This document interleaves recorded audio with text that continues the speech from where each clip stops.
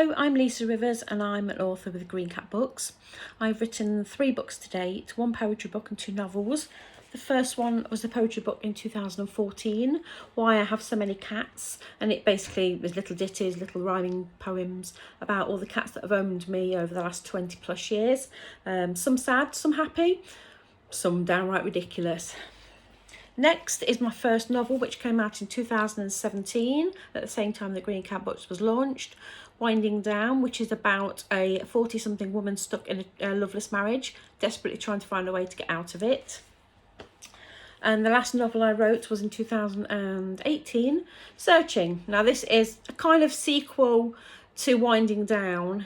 Winding Down is written in Samantha's perspective, the main protagonist perspective, and this one is written in someone else's perspective and their first person narrative, revolving kind of around Samantha's situation, but also with their own toils and troubles. But it's much more uplifting than Winding Down. And now I'm currently finishing off a book called COVID-19 Lives, which is a selection of 19 short stories, all based around situations of the current situation with COVID-19.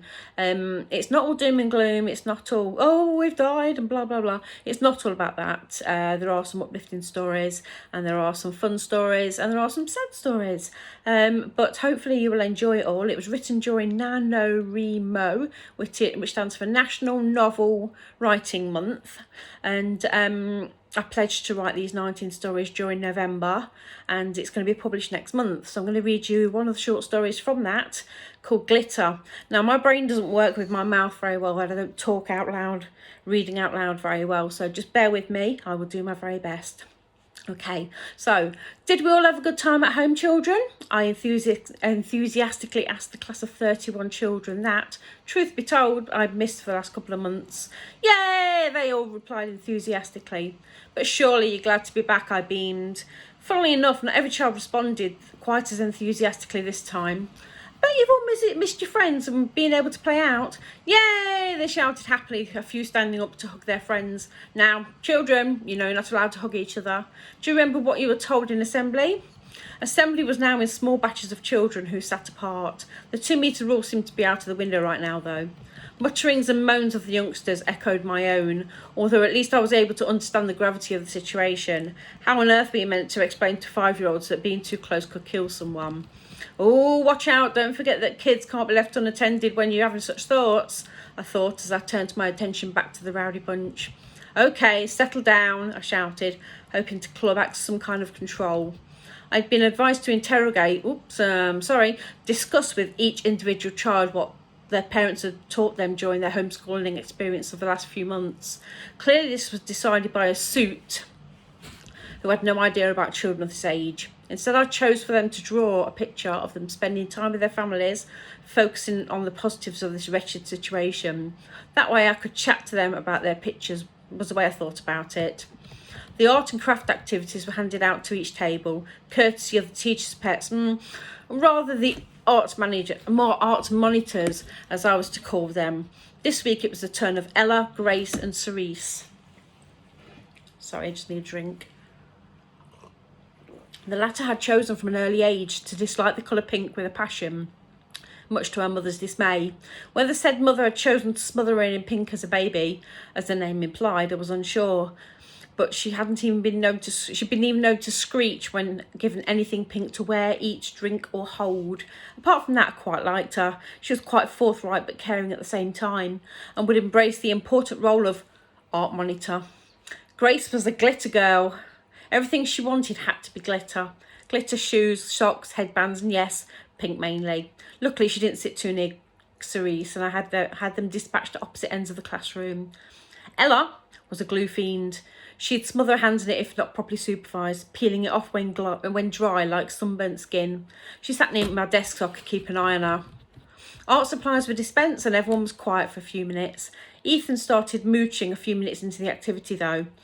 Clearly displaying signs of ADHD, I was not allowed to advise his parents to get this assessed, despite it meaning it would get extra support in the classroom and playground. Besides, with the fact that we're in the middle of a pandemic, GPs have more to worry about than the referral of a child to adolescent services. So instead I had to encourage him to sit down. Today he chose that this wasn't an option, seeing as he'd had several weeks of being allowed to run around his house whenever he felt the urge. His parents were great and apologetic whenever he got into trouble, but obviously didn't have to sign up to 24/7 care of a hyperactive child during times when you couldn't even take him to the park to let off steam. Reintroducing traditional schooling to him was going to be very challenging. "Ethan, please sit down," was the most I was allowed to do. No bribery, blackmail, touching or even going too near him was allowed. He chose to ignore me, of course.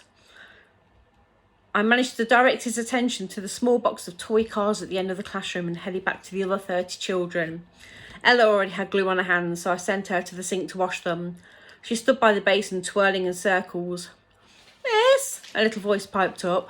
I looked down. It was a glittery Grace. "Oh, Grace."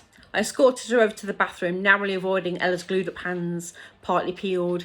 Ella made a beeline for me, hugging me in my new summer dress that I had bravely chosen to wear to celebrate going back to work.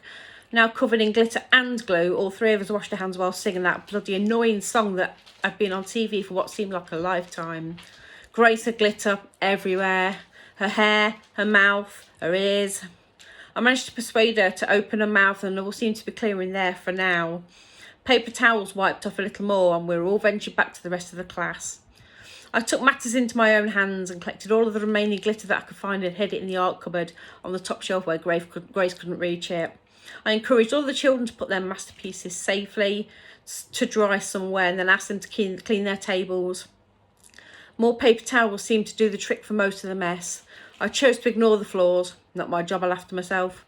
Playtime gave me just enough time to grab a coffee and clean the tables a little bit better than they'd managed to. Maths was next on the agenda, according to the lesson planning that I'd spent the majority of my time off organising.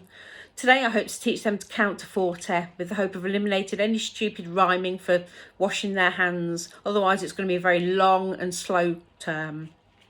Avoiding gender inequality, I encouraged girls as well as boys to embrace the maths monitors. I sure need to think of something better than just monitors. And I allocated Lara, Josh and Miles to handing out the counting games, one for each table. Of course, winning wasn't as important as taking part, so that means we have to celebrate every move of every game. Frustration wasn't just the name of a game during maths lesson, that's for sure. Luckily, the popper that shook the dice kept the table happy, as long as they took it in turns. For snakes and ladders, we had to call out, "Whee! Yay!" every time someone slipped down a snake, because it was no longer to be a negative thing to happen. Snap was a new addition to the class. It had been a game similar to Tiddlywinks until I found that Oscar had been putting them in his mouth last term. We seriously could have counted to 40 quite easily back then. Instead, simple playing cards with pictures and dots on would have to do. All games rules, including no touching of course, would be interesting for Snap, as they tended to end up slapping hands to win. I pulled tables together so that there were 10 children per table. Ethan was busy hiding under my desk to participate, although he would have loved the games if he'd tried. We all set up the chairs so they were a small distance away from the tables, and only the player could stand and play their game. The children, of course, decided they preferred to stand up to watch, so I encouraged them to stand behind their chairs. For each turn, the child had to count out the results by counting steps along the board or dots on the cards. This was actually working quite well for once. No one was getting aggressive, and even Ethan took a look and counted along at times. Splitting the girls up, in particular Cerise, Grace and Ella, wasn't quite as ingenious as I thought it would be, as all games activities were now covered in glue from their grubby hands. Each table only had one round of game they had been allocated, and once it was finished they had to join the spectators of the other games until all had completed. I asked them to help pack away, but leaving the games on my desk so that I could clean them. Their half-assed attempts to left counters, cards and dice strewn mostly over my desk as the bell for lunch went and they dashed on the way to the playground. I couldn't care less what the plan was for the dinner hall, at least they were out of my hair for an hour. The staff room was only open for passing teachers wishing to make their drinks or store their food in the fridge. I chose to avoid it altogether and got my lunchbox and an energy drink out of my bag and pushed the game shit along to the corner of the desk so I could have a little more space. I grabbed my phone too and scrolled through social media while I ate. I regretted making finger food this morning for my lunch. Every mouthful seemed to have pink glitter on it. Good job Cerise wasn't here. I had some wipes in my desk drawer, so I set about wiping down everything I could see that had glitter on it, then put it all away just in time for round 3 of the classroom lessons. It is a well-known fact that children learn more in the mornings than afternoons, so my lesson planning usually consisted of art, but we'd already done that. Should have waited till now that. PE and music. I decided on music to get some decent songs in the heads for hand washing. My music monitors, yes, I really need to think of something better than monitor, were Sydney, Lucas and Ethan. Yep, it was a risky move with Ethan, but he loved banging on the drums. Recently sanitised percussion instruments were handed out to each child. This was going to be noisy. I had managed to convince the children that they didn't need to sit on the carpet as they would be too close to each other, or at their tables, otherwise they'd just be banging the instruments on the tables. So I instructed 10 children to sit on the carpet, with another 10 dragging their chairs over to sit behind the first 10, and then the last 10 were to stand behind the seated musicians. Ethan was quite happy with the drum set near the coat rack, which acted as a little soundproof area. His participation in the lesson would depend on his cooperation, coordination and compliance. Each group of 10 children were encouraged to bang, tap, shake or similar their chosen instrument 4 times, one after the other. 4 is an easy number for them, so there weren't too many errors here.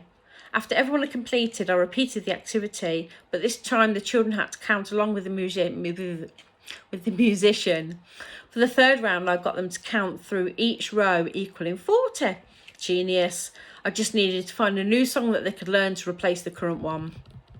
At the end of the lesson, they all put their instruments back in the box as Sydney and Lucas walked round with it, holding it at arm's length. They were all now ready to be sanitised before the next lesson. Ethan stayed with the drums until it was time for the children to collect their bags and wait for the home time bell. They had to leave the building in stages, so they lined up in 3 lines ready for their family members. I could see the relief on Ethan's mum's face when I didn't have to escort him out. She knew that this meant it had been a well-behaved day today. Thank beep, today is over, I thought to myself. Normally that's a swear word, but I'll leave that out. As the last of the children were collected. Only 5 weeks and 4 days left of the summer holidays. I tidied up my classroom a bit, pushing in all the chairs and washed more glitter off my hands. Back at home, I collapsed on the sofa. Wine, I demanded. My girlfriend Sandy dutifully obliged, bringing the glass and the bottle in with her from the kitchen. How has it been then? She asked, secretly knowing the answer. I just grunted. She leaned over to give me a kiss and laughed. You have glitter in your hair and on your nose. You're welcome, I replied, rubbing my head on hers. Could be worse, could be nits. So that's it. That's the end of that story of glitter. I hope you enjoyed it. Sorry for the stuttering and stammering and dry mouth. Enjoy the rest of your day, and I'll hopefully post another video when I have a bit more confidence. Bye.